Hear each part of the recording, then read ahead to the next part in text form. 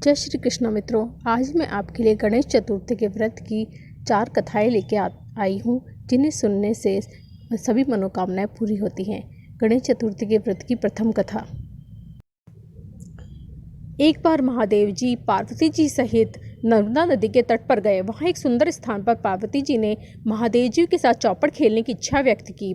तब शिव जी ने कहा, हमारी हार जीत का साक्षी कौन होगा?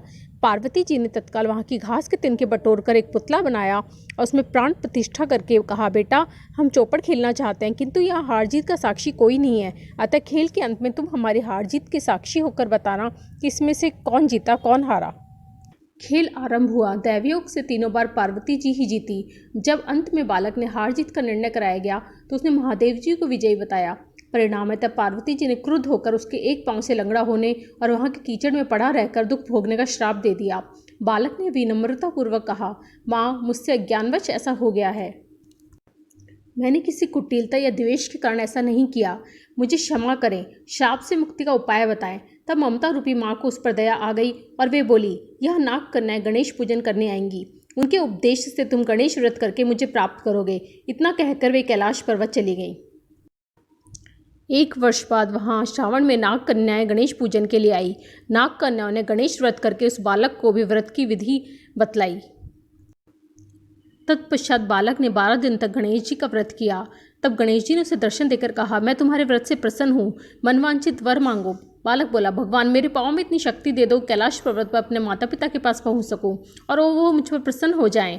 गणेश जी तथास्तु कहकर अंतर्ध्यान हो गए। बालक भगवान शिव के चरणों में पहुँच गया। शिव जी ने उससे वहाँ तक पहुँचने के साधन के बारे में पूछा।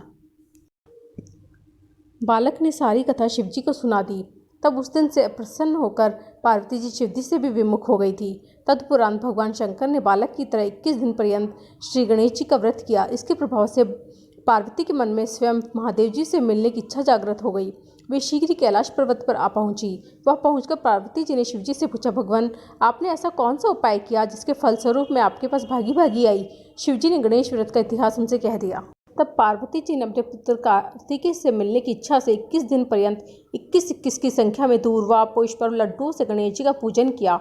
21वें दिन कार्तिकेय स्वयं ही पार्वती जी से आकर मिले। उन्होंने भी माँ के मुख से इस व्रत का महात्म्य सुनकर व्रत किया। कार्तिकेय ने यह व्रत विश्वामित्र को बताया। विश्वामित्र जी ने व्रत करके गणेश जी से जन्म से मुक्त होकर ब्रह्म ऋषि होने का वर मांगा। गणेश जी ने उनकी मनोकामना पूर्ण की। ऐसा श्री गणेश जी जो सबकी मनोकामना पूर्ण करते हैं। श्री गणेश जी की जय। Please like, subscribe and share my channel. धन्यवाद।